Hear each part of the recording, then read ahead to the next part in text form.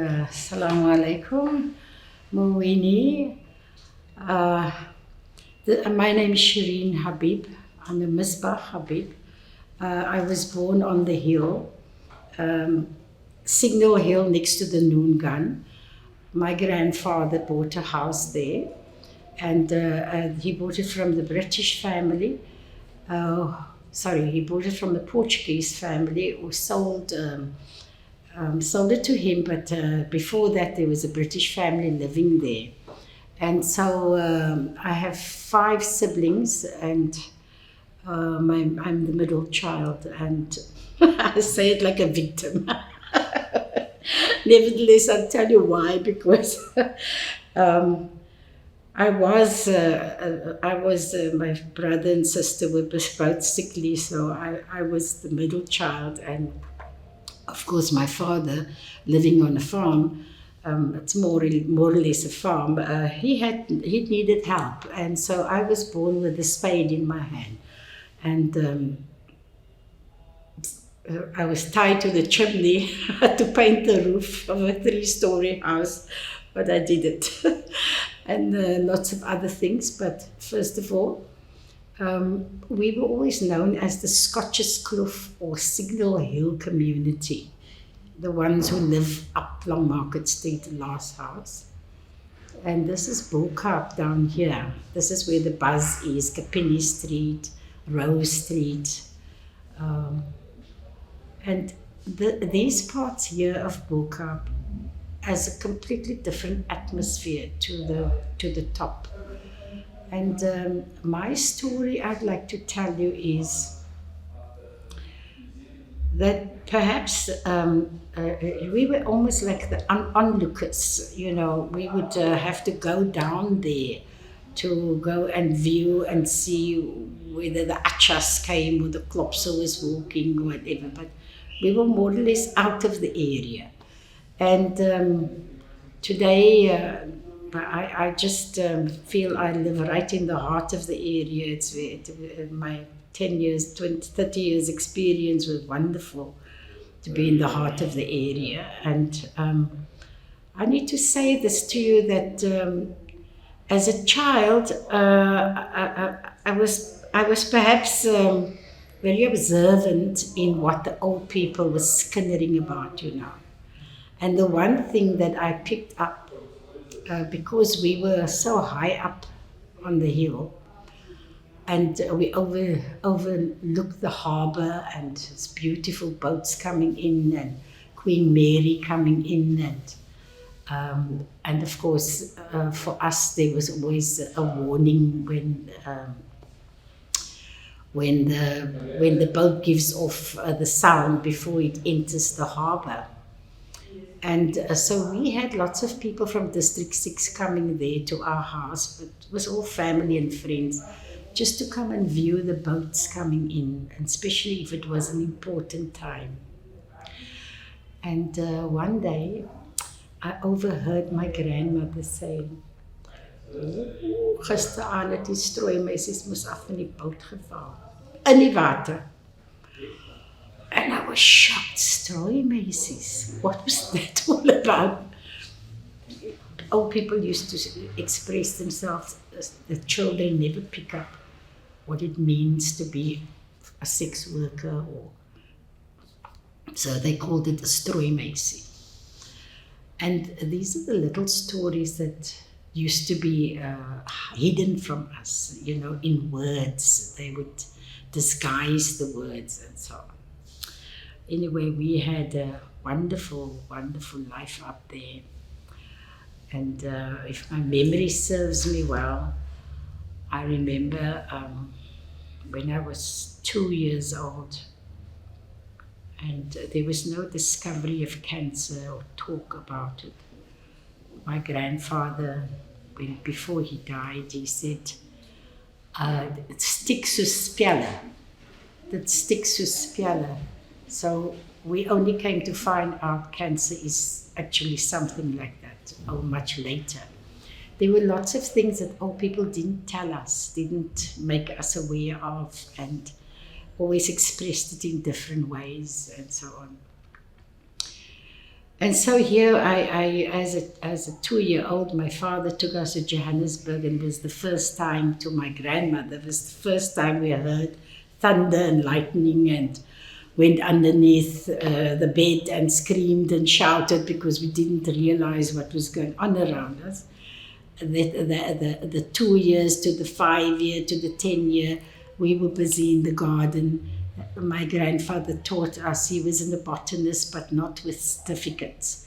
He taught us how to grow trees and how to make garden and so on. But the most important thing that we realize today is that we had the most beautiful fruit in our garden that we lived off.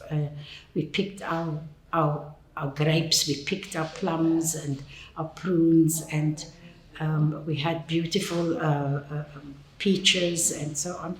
And I realized that this can be possible here. We can grow again in Bo-Kaap.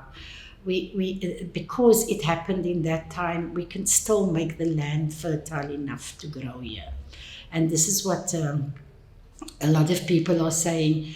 We must preserve that kind of thing because of insecurity of food in the future, no matter. And that's one of the things that I always say should be happening.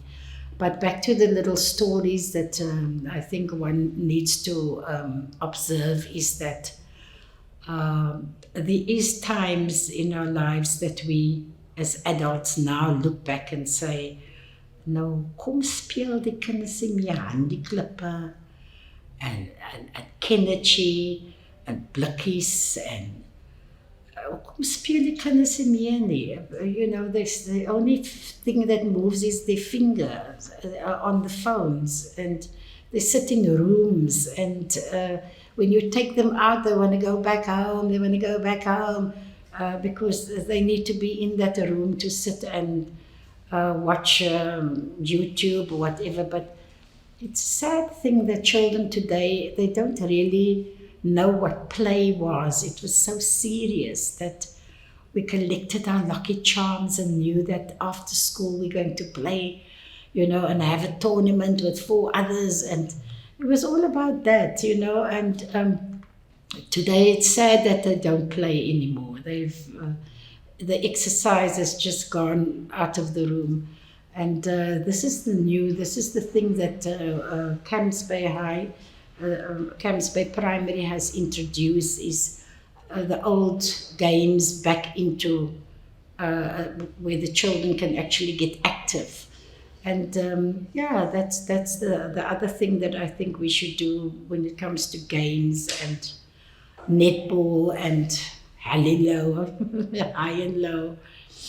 And there was a lot of things, but I need to recap my memory to say the least, that there are times that us as a family, I'm talking about now the family, but I should be talking about the area and its people. And it's come to the point now where there is probably a lot more seriousness than those stoep jokes that used to take place, and the guitar and the seriousness of it is the gentrification of the area, which should actually reach somebody out there. And I think I want to say this because it needs to be recorded.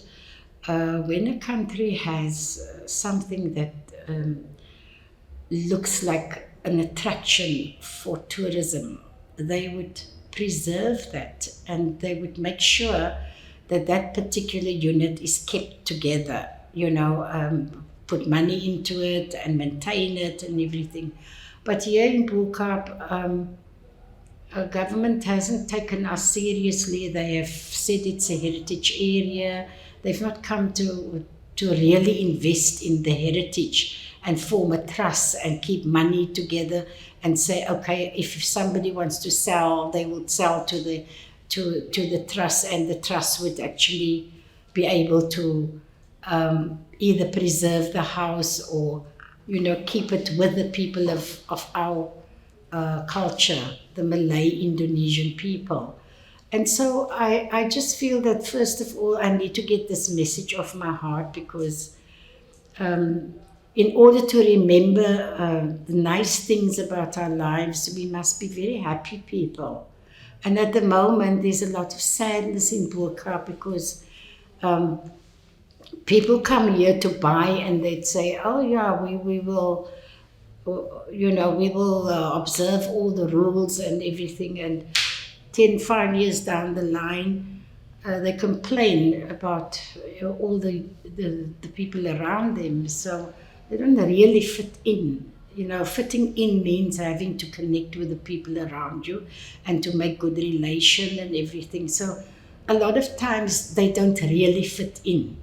And it's sad to say this, but it's not for everyone to live among a community and accept the ways of those people when they are completely opposite, in their way. So I just need government to have a look at Bo-Kaap and say we have got this piece of gold that brings us a lot of money, and we need to preserve it and look after it so that people can still be a part of it, and it doesn't become just a lot of foreigners living here.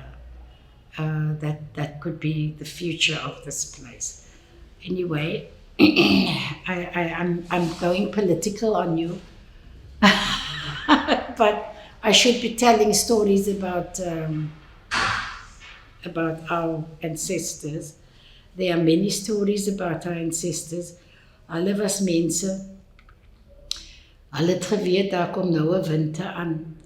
En nou daai gas en daai electrical, it doesn't play a big role. They go out there and store their wood, like my grandfather did. He had his spans, his pantry spans, no? And he used to make a lot of achars and a lot of pickles and preservatives and figs and whatever in big jars, and he would store that, like the animal, the bird or the squirrel would do. Go out there and store things. So people in the olden days didn't live by through the winter and some like they do today. There's no mention of when the fall comes and the season of winter comes, we need to be prepared. There's very little preparation that people make today for that kind of thing. And I remember our preparation for winter was a serious thing, because we had to survive that 6 months or that 4 months through the winter, May, June, July, and August. September, we see a bit of sun. But because we lived in the time where weather was very organized, you see summer and you see winter. Today, it's not the same. And of course, with this, we had the 1966 Group Areas Act of Apartheid. And within this Group Areas Act, there was a time where people, I was at high school at Zonnebloem, and I witnessed the big black balls going against the walls and demolishing the area. I witnessed this myself sitting in the classroom. So these are the things that maybe Bo-Kaap and District 6 was very connected in culture, in family and everything.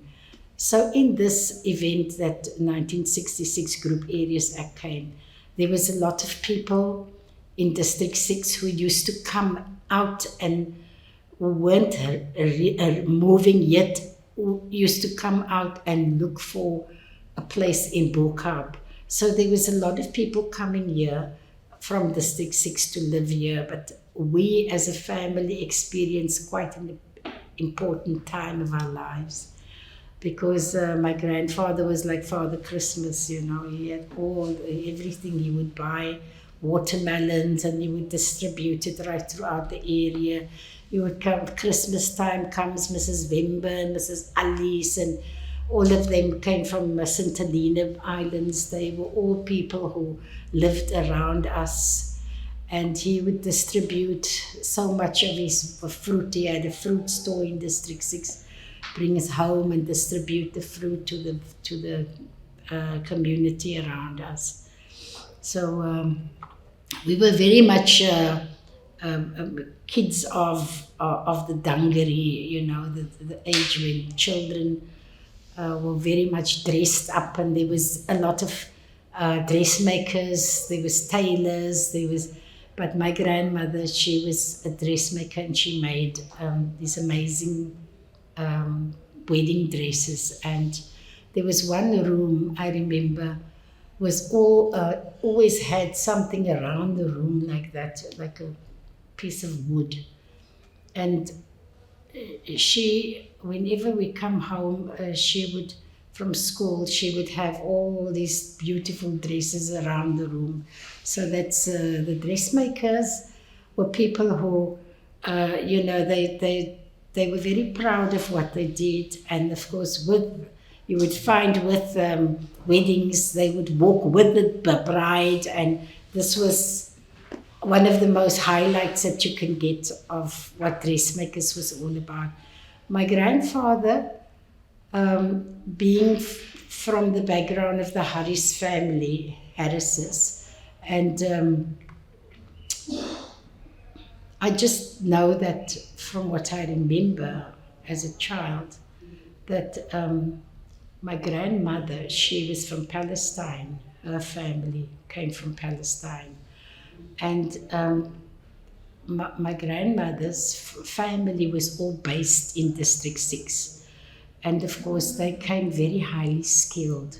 The one was a tailor, dressmaker, builder, woodworker. They were all really very skilled people. And they built the mosque behind in District 6. It's still standing now behind the Technicon. And of course, they were very, the one son was an imam. He went off to Johannesburg. His father sent him there to start a new mosque. And for us as children, we often look at the background of my mother's and my father's family, and we can still see the remnants, or rather the mosques and schools. That Dr. Abdurrahman was my father's grand uncle, so he put up a lot of schools here. And Sisi Gul, who has always been the icon of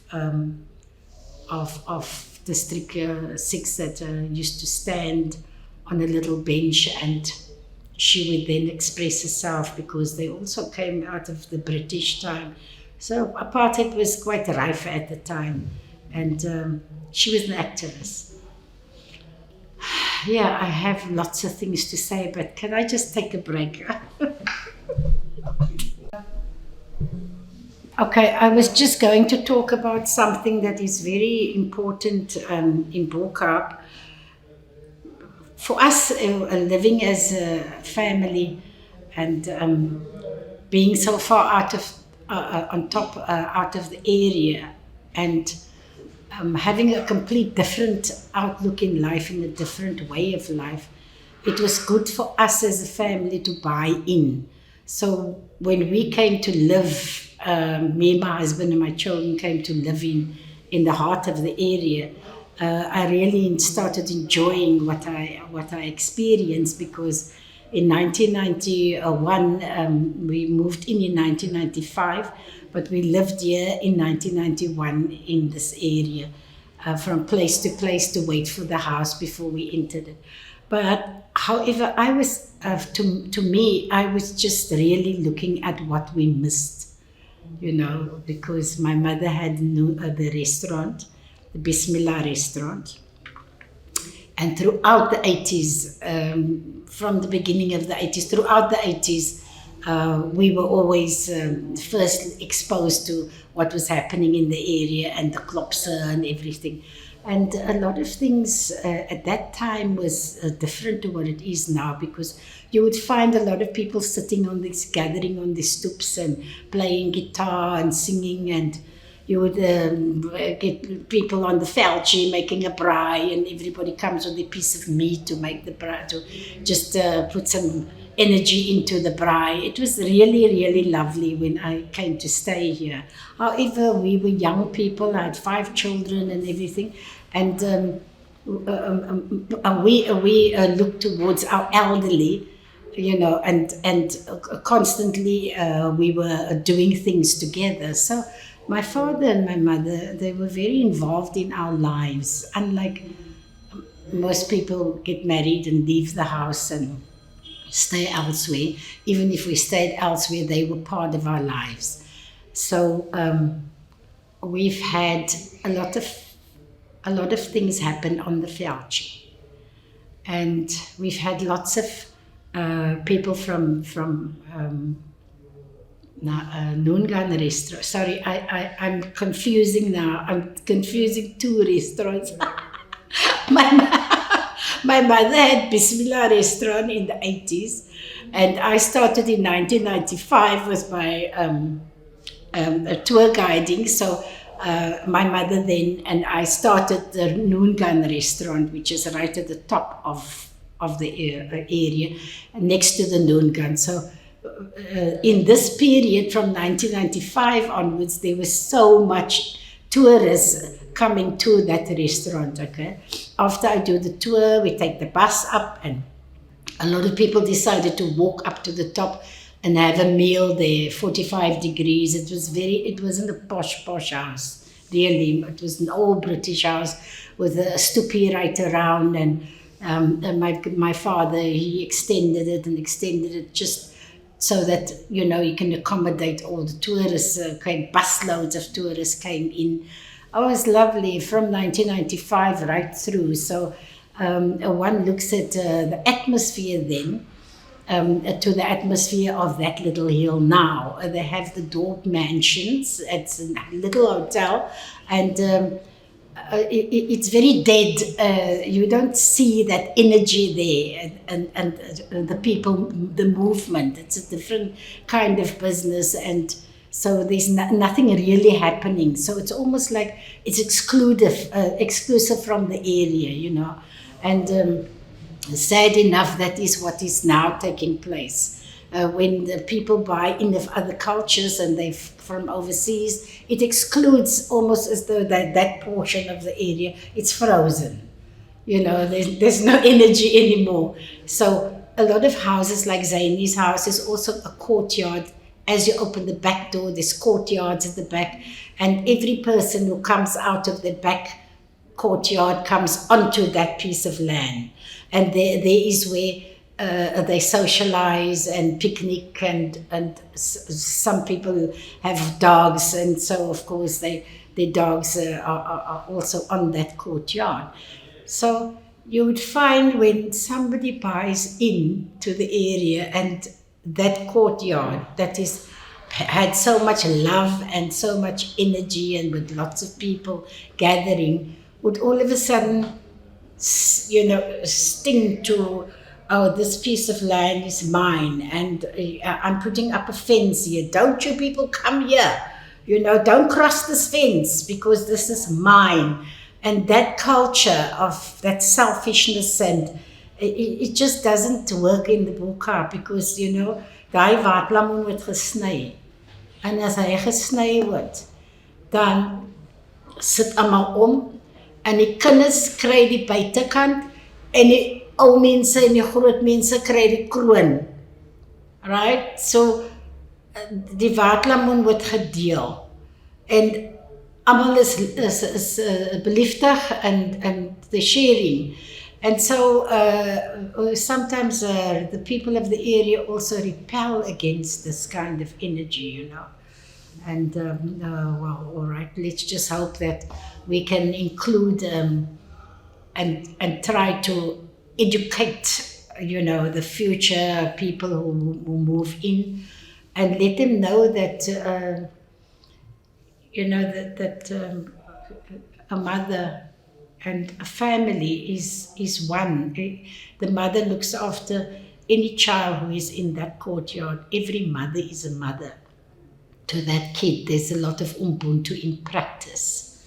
So hopefully they will understand what they're buying into, you know. However, I need to also talk to you about something. There was such a thing as Lucky Charms, back to the story of netball. The netball people, I remember my time when I was playing netball. I must have been about 10 years old, and my highlight was amazing because we were all invited to go to Simonstown, very big thing for Bo-Kaap children. Okay, we're all going through to Simonstown with the Balasa van and with the Achis, they come and with the so-and-so, they all come with their vans and their takkies and everything, and off we went to Simonstown. And there where the Simonstown Group Areas Act of 1966 has actually taken that beautiful community and they've placed them elsewhere in Ocean View, but that particular community was such beautiful people, and they hosted us. And for me, I just thought that that was the highlight of my life, because of my netball life, because I did we 21-2 and I shot in 20 shoots, and so nice. I wish I could play netball. My old beard. Yeah, it was so wonderful. Yeah, we had that from the games we played. There was also a lot of competition, because if you come out of school, before you go home, just that half an hour to mess around, you know, we used to find a stoep or a piece of pavement where somebody has a glad surface, you know, like really a polished surface, where we can draw our little ring with a little, it was a line, yeah, I remember.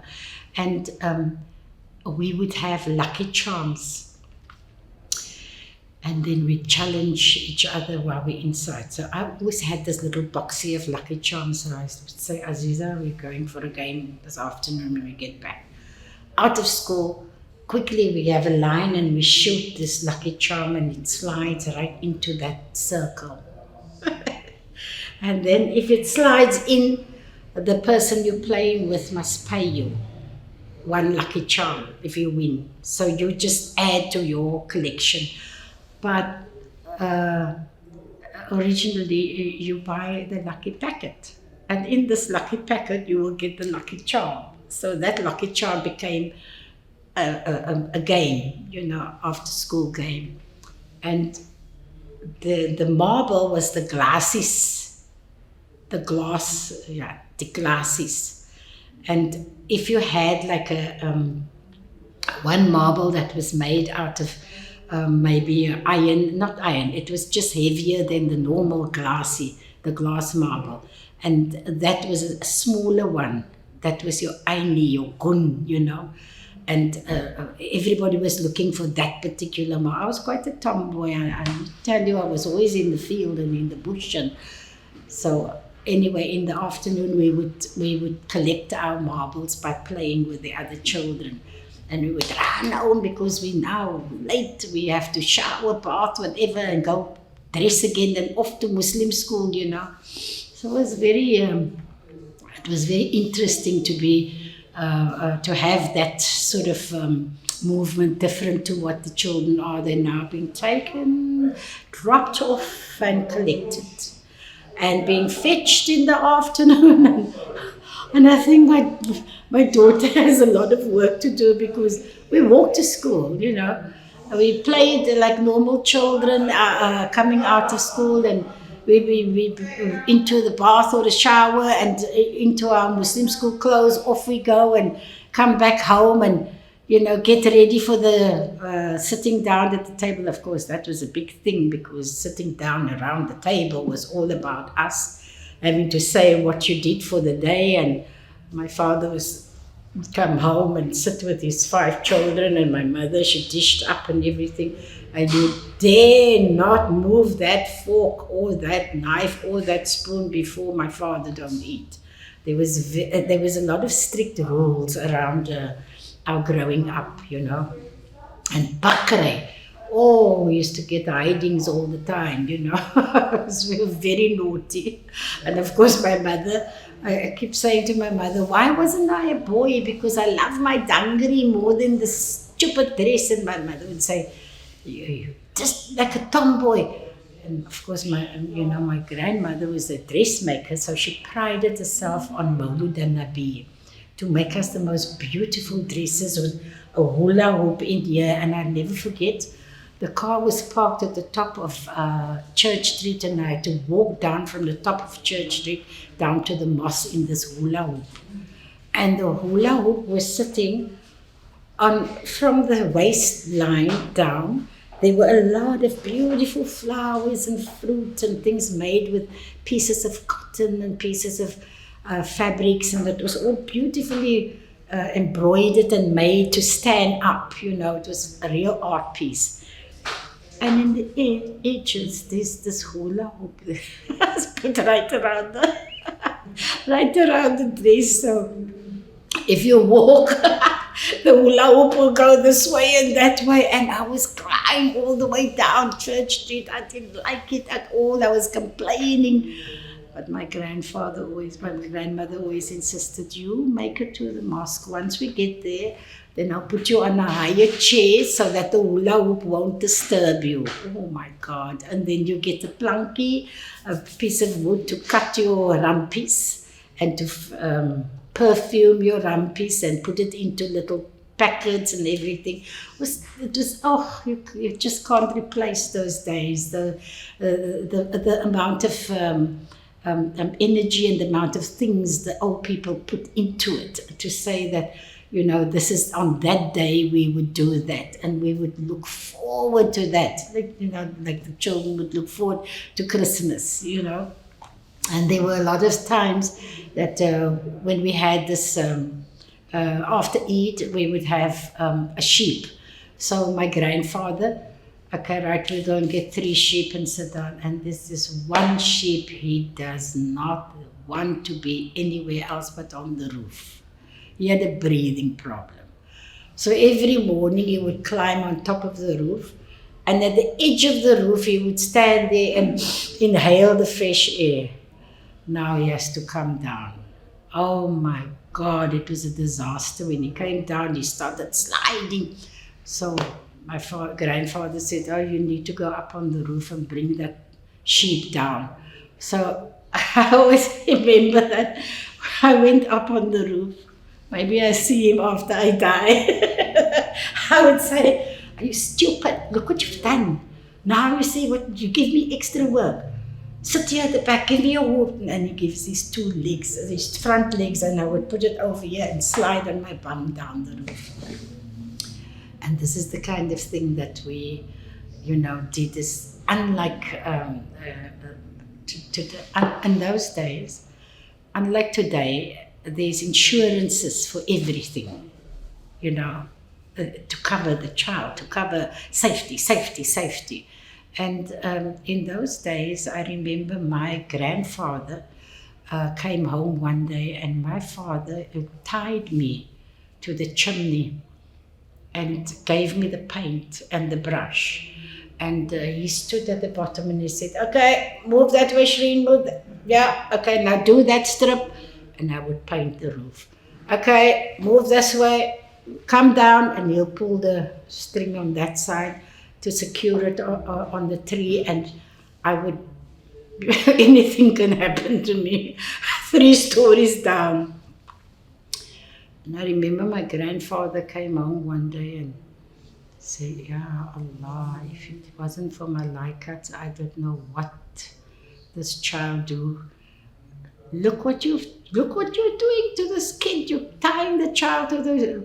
My grandfather. It was like, but shame, you know. Who else is going to do it if you're not there? If my parents didn't really have a lot of money, and whatever we could do, we always did.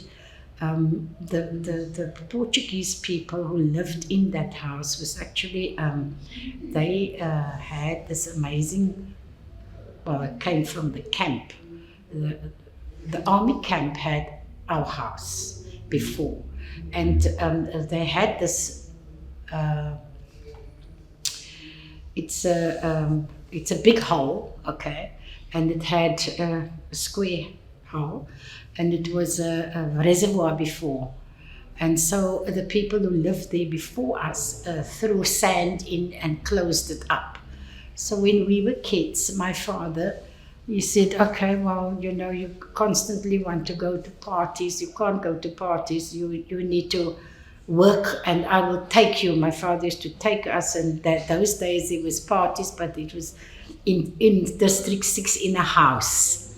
Everybody would sit around, and the adults would introduce us. I suppose it was trying to find a man for a guy for this girlie and something like that. But anyway, I remember what actually happened there is that we were raised from childhood to hold that spade and to go around the tree. My grandfather would put the sugar around the tree so that when it blooms and it gives off the most beautiful prunes, the birds will, come and they will feast on it. And this is actually what happened. We had the most beautiful plums in the garden. And my father gave us each a spade and said, right, now you make your own swimming pool. There's a cement slab around here, and you start digging. I'll never forget, it was such a job. Every weekend we would moan, we can't go out. At the end of the day, it was really good because when it got to the bottom, there was some pipes and things that they had to saw off. And of course, my father sawed off, and they had this like gunite kind of thing happening around it. And we filled the pool, and it was the most biggest highlight that happened, from other disasters like me and my sister. We went into the bush and we thought, oh, we'll do the same thing as the adults in the kitchen. Okay, right, you go get the onion. And she and the plunky and the knife and everything. Go and get the onion. Go back and get tomato, Go back. Don't forget the matches. Don't forget the matches. The whole bloody place burned down. The bush that surrounds my parents' house just took flame, and the wind came up and we couldn't control it. And it burned the whole bush down nearly into the house. Electric department had to come in to fix the, those wires that goes to the wires. That's always hanging all over the place. Colored area, of course, so it wasn't really very well done. But anyway, that is the memories that we have as children. And of course, the swimming pool that we had came at the time when we were 15, 16, 17. And it was a very good time because at the time of our lives, we wanted to make sure we also socialize with our school friends and bring them to something. And my mother had to be put up with the whole neighborhood and our school friends and District 6's children. But however it was a lovely memory because it was the only house, so high up on that hill that had this beautiful swimming pool. And my father cemented right around. It was so organic. There was nothing flashy and beautiful about it. It was just an organic block, 15 feet deep swimming pool. And we could learn to dive because it was deep enough. However, it was the best time I can think about something that, or the fire that was that was such a big disaster, and the swimming pool that really helped the future, for us to have. If there was fires, we would use the water in the swimming pool. That was actually the thing that saved the next fire, to have that swimming pool there. And then, of course, there was a time when my parents were, this was wonderful. I was a little girl. I was about 10 years old. And my sister, she says, oh, both our grannies are coming today. We're having a garden party. And so we have to get out of our dungarees. We have to, oh God, it's a disaster because we must put on our little dresses and our socks, because little white socks, because it's important when the grannies come, we must be presentable. And this granny, she was my father's mother, who lived in Johannesburg, and her husband, my grandfather, married again. So we had 2 grannies and 1 at home, my mother's mother. 3 grandmothers. Are we lucky? And 2 grandfathers. The one was very ill, so we remember our Opa Daddy, he was our grandfather at home. He taught us so much, he was very wise. You look like him. And so, of course, I was going to come to this story. My sister, now we put on dresses. My father was, in his spare time, he used to, he did so many things. He was a jack of all trades, but the one thing he used to do in his little place there at the back was to pleat skirts. And he pleated this skirt. And it was a white with a black dots background, but the dots, they were like eggs, And he pleated this dressy, so my grandmother made a top to it, and we had a little pleated dress, beautiful skirts with white socks. And my sister said, oh, they're up there in the Neverpad, the Vanchies. So I said, oh God, misters, no, Charles went up, and he says we can come up quickly. Okay, they're not coming back, and the grandmothers won't be there now, let's just go quickly, but with our dresses on. What a big mistake. My sister decides to put me, they decide to put me in the back with my sister, and we went down. There's a road coming from the camp. We used to call it the Neverpad. But it's actually the old road. It comes from the military camp. And it was now it's a lot of holes, but that time it was quite smooth, and it was tarred. So we used to ray our vanchi down there. And the day that Ronnie and they were the family opposite us from St. Helena, and Mrs. Nunn was the opposite with a family down in Alice Street, and Charles and Ronnie was going to ride us with the vanchi. The wagons that you have with the Eineville. And I'm sitting in the back as me and my sister. And as we take a turn, my dress went under the Eineville, and it pulled this whole front from ear to ear. No, it's pleated.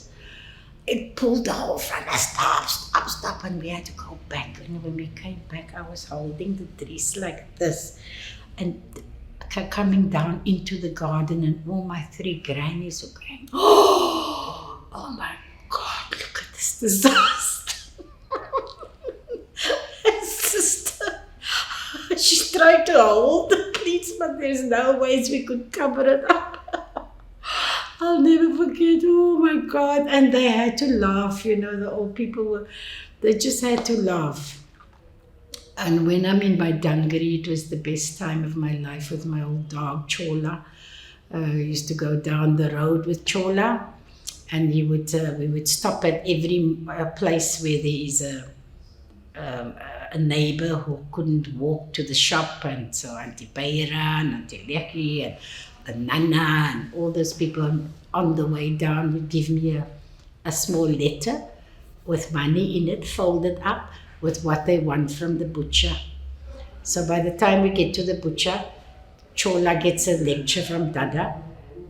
You don't eat the people's meat, and he would get a nice long sausage to sit and eat there, and he would then have this basket.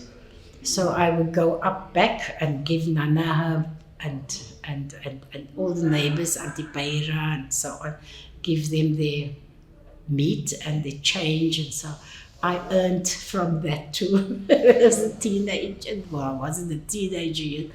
Yeah, I was 12 years old, and my sister was in hospital for a rheumatic fever. My brother was asthmatic, so I had done a lot of duties in the area for older people. I was there and I had to do it. So this is one of the things that I always think that a highlight of my life when I had Chola as a friend, and Chola was my dog. Then there was a time it came with, I can't remember now so well, but I just know that when we came back from the Cape Flats, we were the UDF at the time. I lived in the 80s on the Cape Flats, United Democratic Front, who came together, and together we hosted all those who came from Robben Island, like Subeda Jaffa, Shirley Gunn, and of course Johnny Issel lived with me, and so on. And we were a safe house, and we had about 4 safe houses in Cameron Street, in Crawford area. There was, around the area was about 4 safe houses, and we were one of them.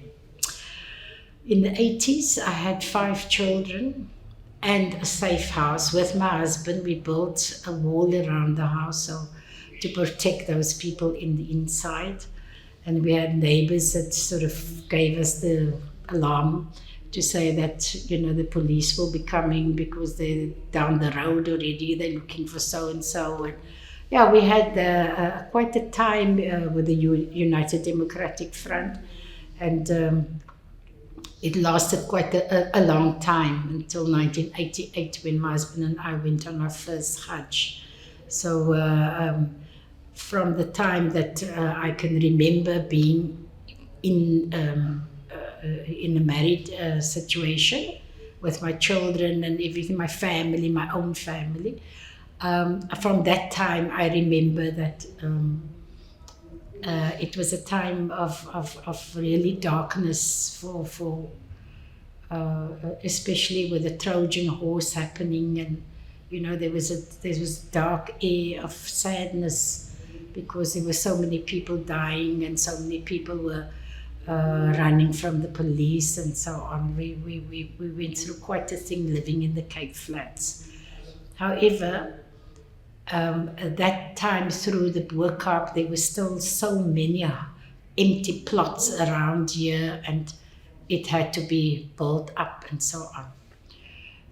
Then my husband decided that we were going to come back here in 1995, and we readied ourselves by living in different places in the Bo-Kaap, waiting for the house that we're living in right now for the past, since 95. I lost him in 2002, he then passed on. So in the time I started a little company in 1991 called the Tanabaru Tours, and since then I've trained people and I've done a lot of tours in the area and so on, and with the Noongan restaurant. And so that time it was a very hard work because I had back-to-back bookings and I had to really work hard because my husband died, and we were just there for 7 years when he died. So for the past, I suppose since 2002, I've just been a mother who's worked quite hard and taking it now a little bit more easier. So yeah, that's what happened to me. There's a lot more. There's a lot more. I just have to remember. I must go and take a lion's mane to remember. because I think everybody's taking lion's mane to boost their memory. Yeah. Your parents.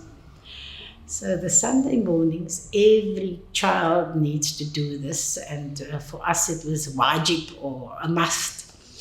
And Muna down the road, she would come with her basket and she would come and buy Cook Sisters, and you take the fork and you take out how many you want and you pay. That was a olap each, like a cent, 1 cent each. And so, of course, we used to buy quite a lot of Cook Sisters in the morning if my granny don't make.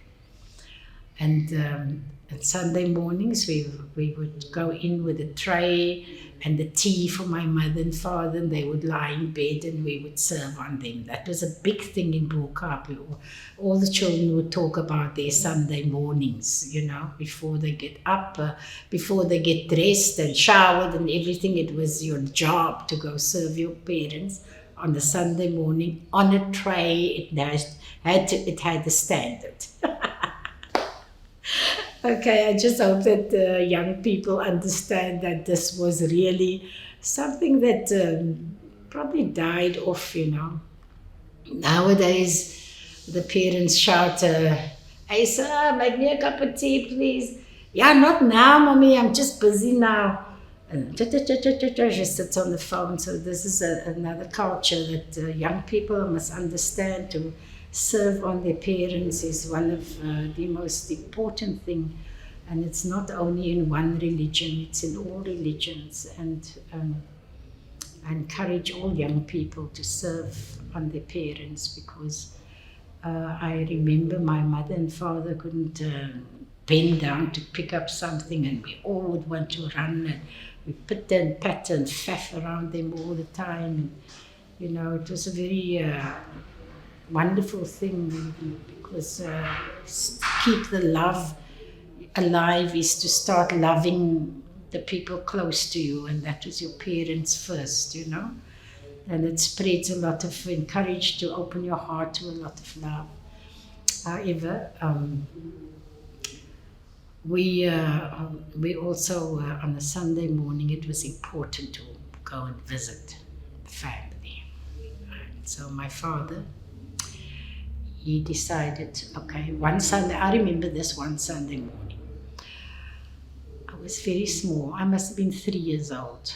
And then we got dressed and everything. My parents made us beautiful, because we're now going to my father's grandfather. Okay, we're going to Tata. And if we go to Tata, it was a big visit. It was in is it Cambridge Road, when you go up to, from the city up to Warm Estate, you lived in a small house there. And I remember when we came there, on one occasion, there must have been 100 occasions that I went there, but on this one occasion, I remember looking in and into her bedroom, and we weren't allowed to go into the bedroom. But it had this beautiful bed with these 4 pillars and lovely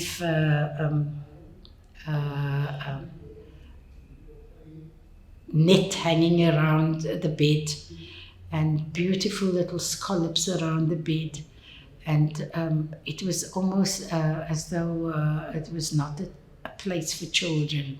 So we used to peep in to see, and my grandfather, my father's my great-grandfather, my father's father, he carved, and every year he would carve the Queen of England's chair, one chair for her. So one year they sent Prince Albert to come and fetch the chair, and of course, it was a very big thing, because something happened in the area in District 6 where there was a delegation of people from England, from the Queen, was coming to fetch the chairs. But when I was a tour guide and I went to visit the museum in Stellenbosch, and I looked at this bed, when you were a child, there is certain things sometimes you don't, you scallops are things that you count. You almost count 1, 2, 3, 4, 5. Oh, there's 5 of those knobs. And I stood there in front of this bed and I realized, but this could be my tata's bed because it was scalloped exactly the same way. And not just for me, but for many other people. You know, they go to the museums today and they see the beautiful furniture made by the Indonesian Malay people. Malay is because of the language, but we were basically from Indonesia. And there it was in the Stellenbosch Museum, and there were many other furnitures that were, bought up by District 6, the government in 1966 Group Areas Act. They gave them practically nothing for the furniture while they had to bombard their whole house down. So this is also another thing that belongs to us, belongs to our people.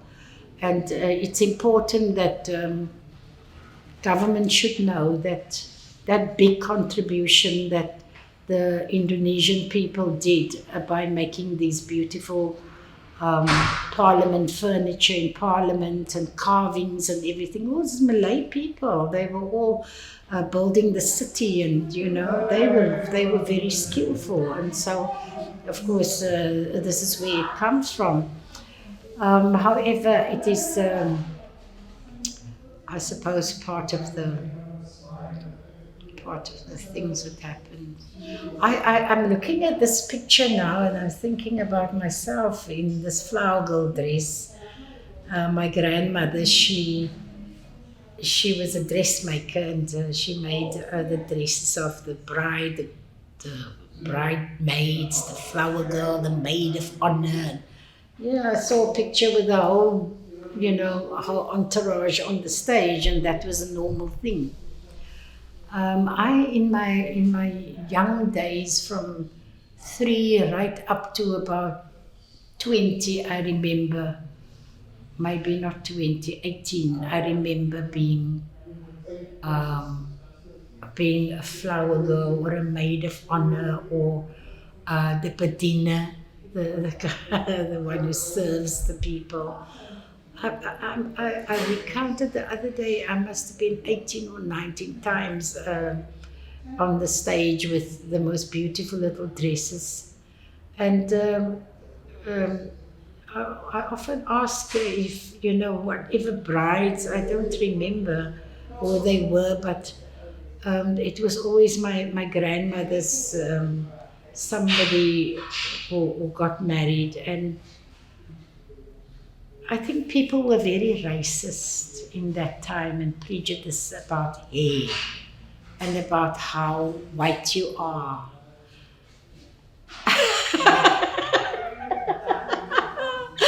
I used to tell my mother, why must these people choose me? I don't know them. Then my grandmother said, ja, maar jy is so lag en kleed, jy het sulke mooi hare. And I grew up with that, I used to think, why did people say in the olden days, people were quite racist, and quite prejudiced about hair. It was all about hair.